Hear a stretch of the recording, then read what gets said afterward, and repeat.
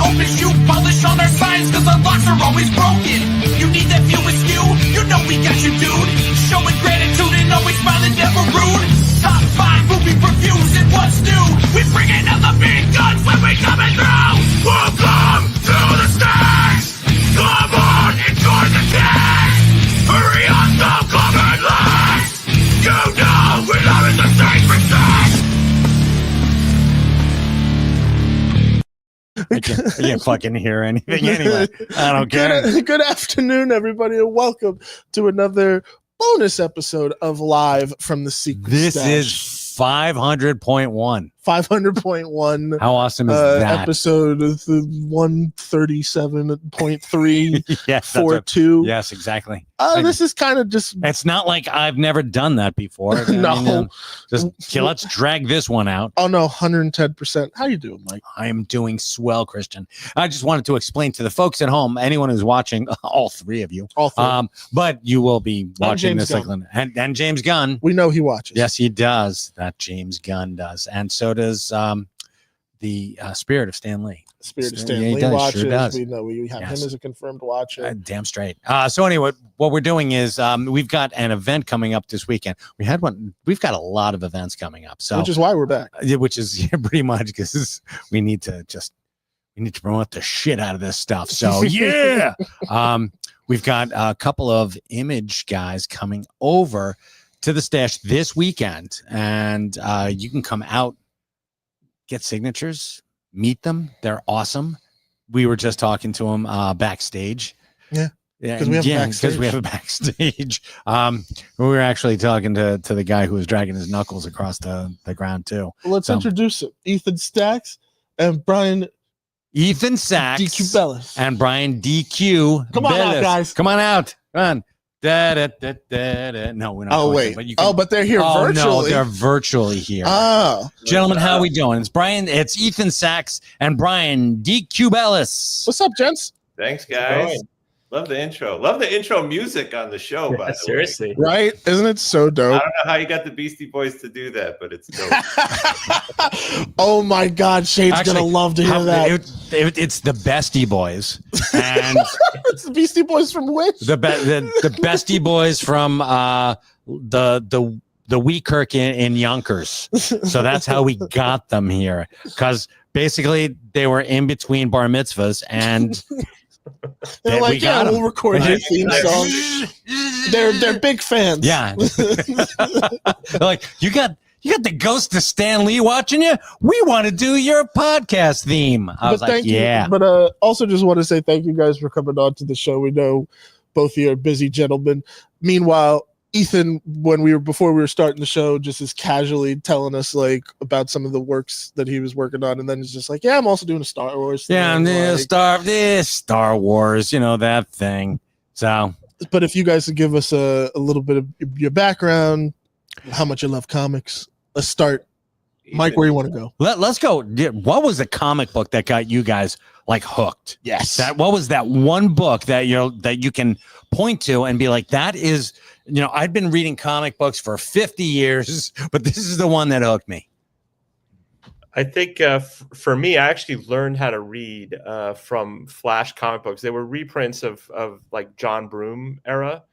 You and me both. That is so awesome. But the one I remember as a kid, like blowing my mind, I was really into Micronauts because, like I said, late 70s. The toys? The toys, yeah. Okay. Yeah. The Marvel line. And Marvel did a comic book. The comic. Yeah. There was an issue of Micronauts with Ant-Man on the cover, and there was like a post cereal box, and it blew my mind that they could exist, like the Micronauts were existing with the Marvel characters. So to this and day, alphabets, and it existed with alphabets because that was an alphabets box. And of course, Ant-Man was not exactly like the marquee character, but it could go small, and they were Micronauts. So, Ethan, I got to tell you that's what a great poll, because yes, they weren't. Ant-Man was never really that guy. He was always like, but it was the 70s, and Steve Martin was like getting small. That's the name of his album, Get Small. Yeah. So you're like, wow, this is pretty badass. And we got a new Ant-Man, Scott Lang. Yep. And so people were getting small. And whenever you have something in like Marvel Premiere or Marvel Premiere, you're like, oh my God, this is fantastic. I'm really hoping that Ant-Man gets his own comic book, which he didn't. But he was in the Avengers. He got to hang out with the Avengers, got to hang out with Tony Stark and Iron Man. And he got in on the Sweeps Week issue of Micronauts. So there you go.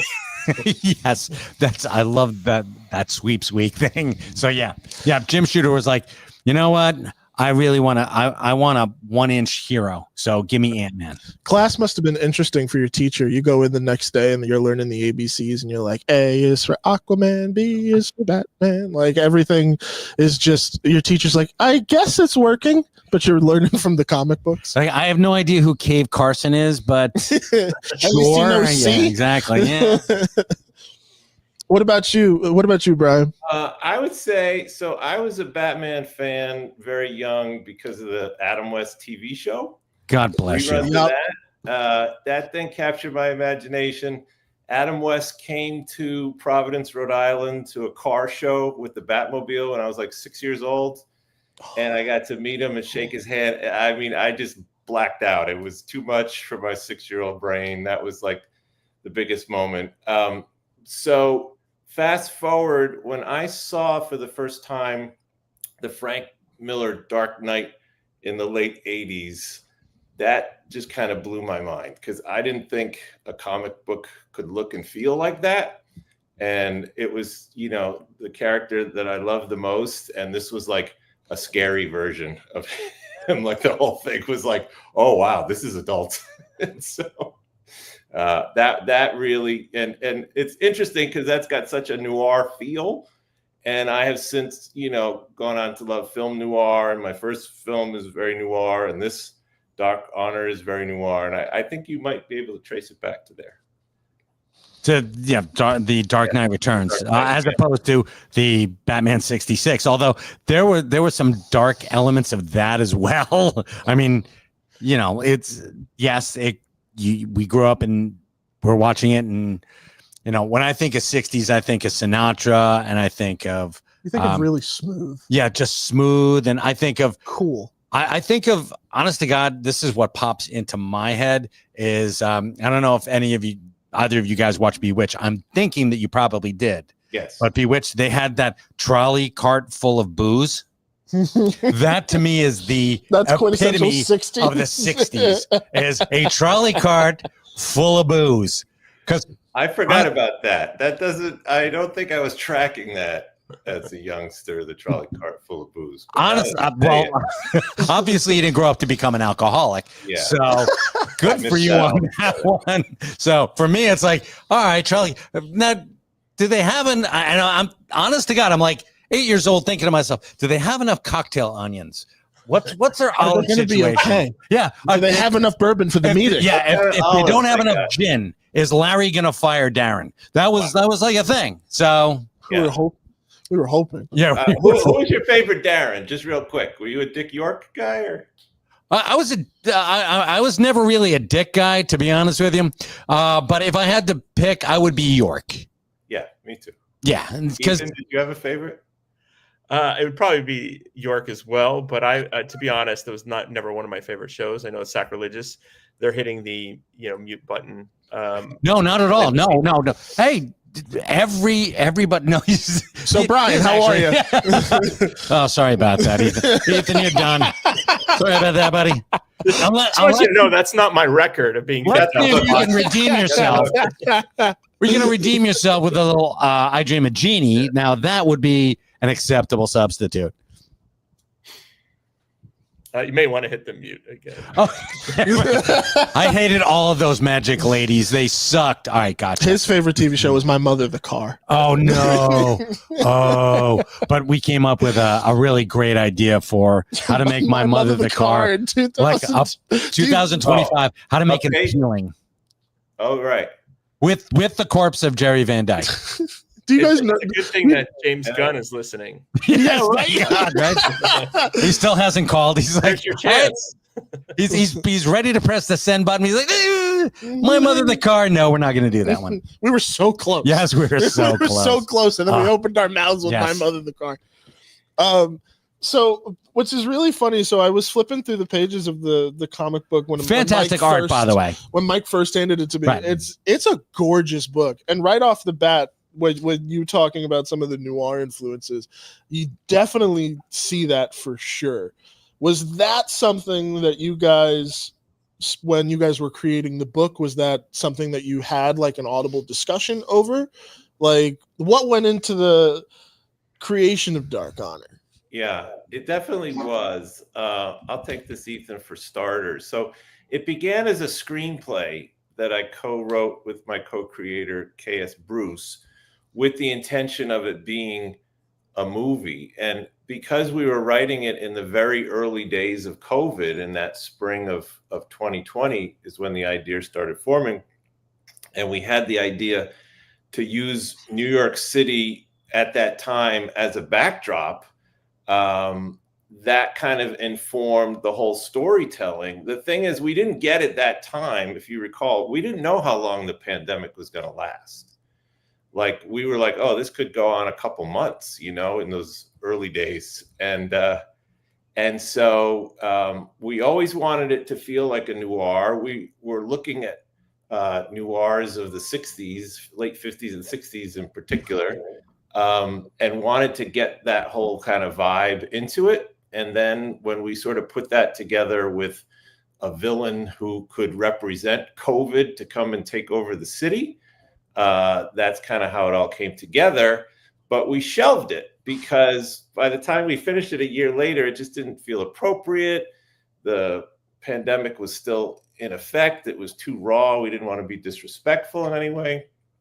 And so I was going to say, we're walking that kind of tightrope with Yeah. a story like that. Was there anything in particular that was kind of a struggle when you guys were? Well, we were just always Or- conscious about it. So we brought Ethan into the mix because neither KS and I have made a comic book before, and Ethan is a comic book superstar.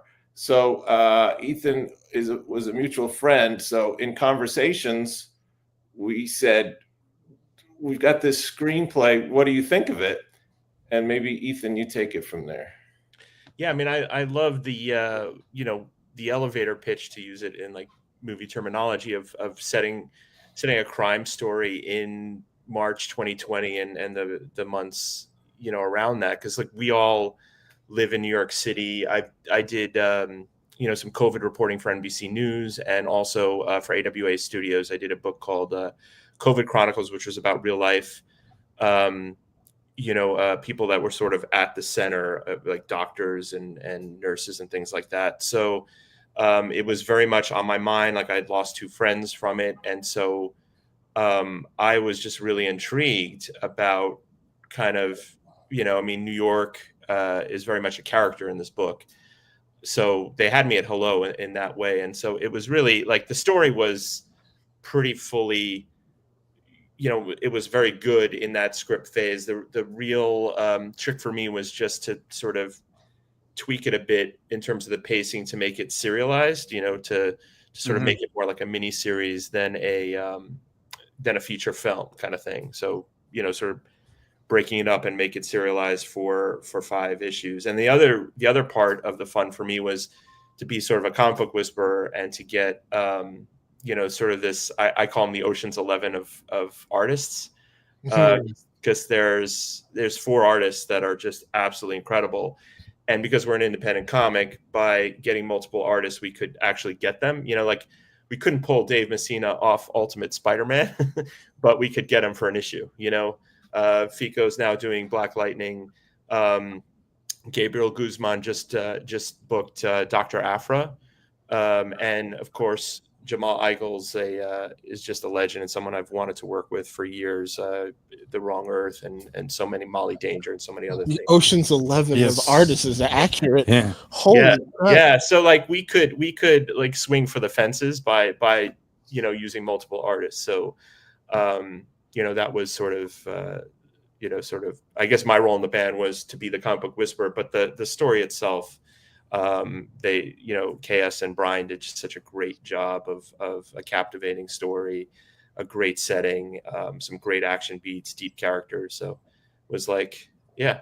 We talked about, to answer your question, from the beginning of like walking that line, we talked through everything, the three of us, in terms of the plot and what we were doing, and just we all had to be comfortable that we were on the right side of that line. Obviously we're making an action crime thriller, and so we don't want to shortchange the reader on that promise, but also being respectful of what the real life situation was.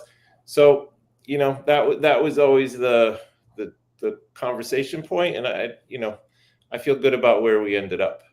Yeah, that's pretty cool. So Ethan, you took their diamond. Mm-hmm. You took Brian and KS's diamond, and you found the fracture points where you could all right, here's where we're ending. Boom. These are our beats. Boom. And I love that precision, because I don't have it, because that's why I run a comic shop and I don't write comics. I've got these ideas and I'm like, let's throw these out there and that'll be fine. And fracture points are, to me, like the coolest part. Like, where do you end this story and make people like want to get the next issue? Yes, and just like, damn, I wish this were a weekly book. I thought you were going to go with a different analogy with the diamond, that I was pawning it or something. I'm grateful you went better. We're not that mean. Yeah, sure. And what? Yeah, right. Wait a second. I think you're giving me way too much credit for, And Charlie, yeah, I'm not. That's very true, Mike. That Ethan was a genius with that. He really saw it clearly in terms of where to break. For the episodes, in my mind, they're episodes instead of issues. I also work in television as well as film, so we're always building an act out to the commercial break that can be the best cliffhanger act out. And Ethan just had that in his blood right from the beginning, how to do that. So, and how to tighten, because there's more in the screenplay that can't fit in 5 issues. And Ethan was really great at seeing the clear through line very clearly. I was just going to say quickly that it also helped to have, because Brian as a director just, he knows storyboards and is very visual. So it really was like. Oh, so you were able almost to, well, quote unquote, direct the comic book. You were It able felt to. like that. Yeah, it was great. And these artists, I mean, I can't say enough about these artists. Like, just working with them was a sheer thrill, because they're so talented and so capable. And all our conversation is basically over email. They're all in different parts of the world, and so to be able to say, hey, how about like this, and like they totally get that. And then from the layout to the ink, you see that revision, and it really felt like being able to direct in comic book form, which was awesome. So I'm a filmmaker as well, but this is the part of the process about comics that actually fascinates me, is the translation between taking something that wasn't initially created to be a comic book, which was this was originally just a script with the intention of shooting it, and then flipping it into the comic book. Now, when that happens, I always assume that there's always going to be a rewrite versus what you then handed Ethan. Like, it's going to be like, you're going to go back into it, tweak things a little bit. But in the art of the adaptation, what does that actually look like when you're taking this thing that was, I mean, both are visual mediums at the end of the day, but comics, it's a very specific kind of visual medium. So like, were there points where you were still referencing the script when you were handing the book off to the artists, or was there already kind of the comic version of the script? I'll let Ethan talk through that. So, I mean, we definitely had to have the comic version of the script by the time we got to the artist, but there was like, I met with KS and Brian, we would meet in person. God, I don't know how many times, to just like really hammer out like what needed to, what we would lose a little bit here and there. Because like comics, you have the gutters between panels. You don't, whereas like, with the storyboards in a movie, you're thinking of like a continuous scene. I don't know if I'm articulating it well, Brian. You can jump in if it's just like time. That's the thing, is like in the world of storyboarding for a movie, it's representing sort of snapshots of a shot across time. But in comics, you have to be a lot more economic with those panels, because you're not showing the duration of time. It's like, this is the snapshot that has to represent this whole moment. You can't do, the beginning of the dolly, the middle of the dolly, the end of the dolly. You know what I mean? It's just that moment. It's a different approach to pacing, essentially, then. So it's like, it's still, so that must be interesting, because like with pacing in film and TV, it's its own art. Like there's shows where you're watching, or movies you're watching, and you're just like, I didn't realize that was 90 to 100 minutes long. Right. The pacing is that good. And when you're doing that with comics, I would even imagine it's a different set of sensibilities, because you only have so many pages. It's a hugely different animal, especially if how many panels you can get into a page. I mean, there are, writers and artists like Keith Giffen who could do 9 panels per page, but you're like, oh my God, this is insane. That's nuts. The only person I've ever known who's done that is Keith Giffen on a consistent basis. I think he went like 30 issues with every page was 9 panels. I think that's another one of your gifts, Ethan, is like just determining right from the jump, like, okay, this scene is 2 pages. It's probably 5 panels on this page, 4 panels on this page. Like, just having that structure and clarity.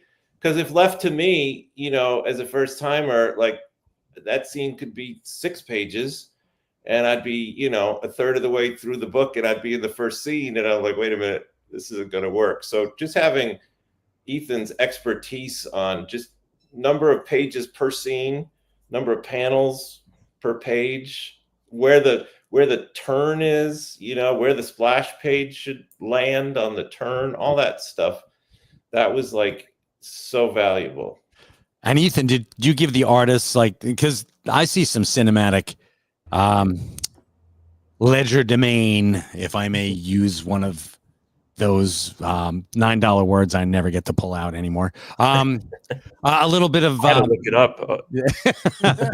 A little bit of like cinematic magic in some of the pages, especially the fight scenes where they're a little bit askewed to throw you off, to throw the reader off. It's like, oh my God, because you have to like tilt your head a little bit. And I mean, I know that that's like one of those movie things that, try to keep the viewer off kilter.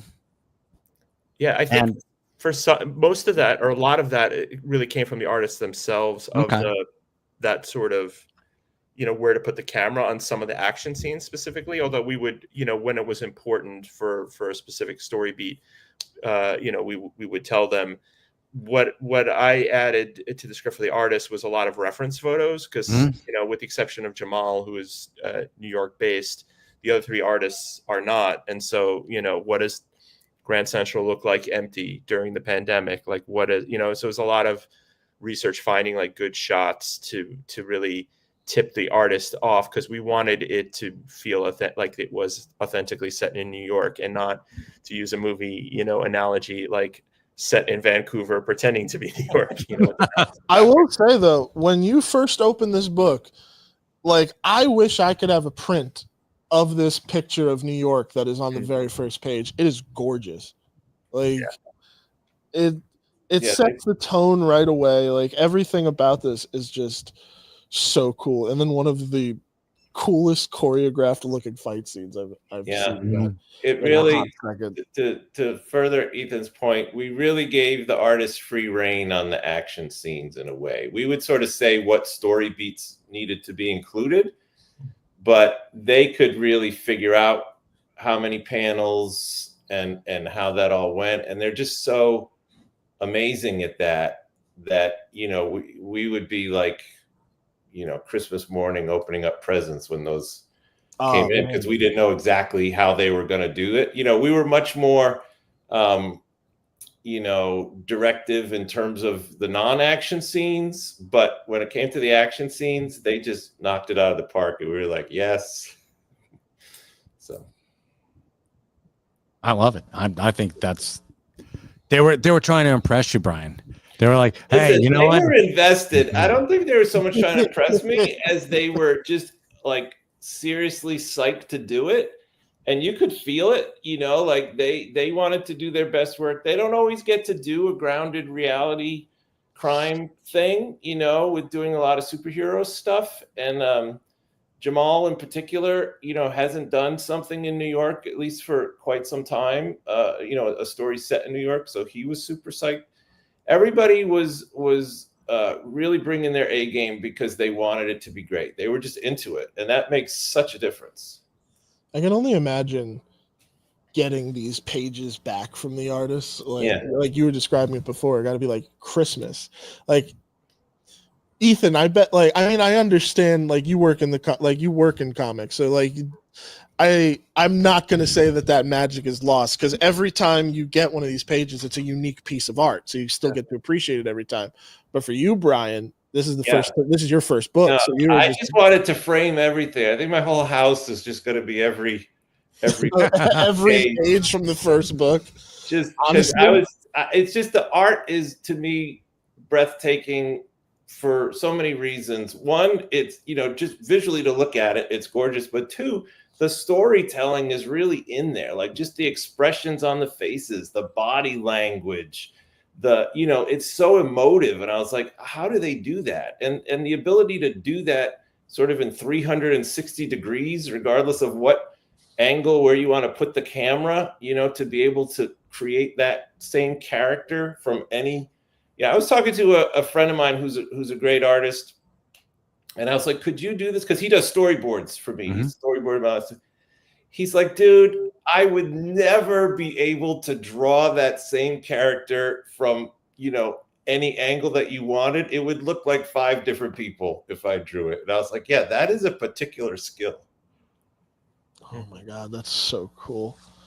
I can only imagine, because it's the same dream. I would love to write a comic one day. So I'm envious of that opportunity. Telling him to write those damn. Mike's the idea machine. Mike literally will always feed me ideas. And there's been one that he gave, multiple, but there's one in particular that he fed me where I'm like, okay, I'm putting pen to paper here. I know, and I'm still waiting. So, hey, it takes time. I'm the perfectionist. Sure, yeah, that a boy. But issue 2 comes out in June.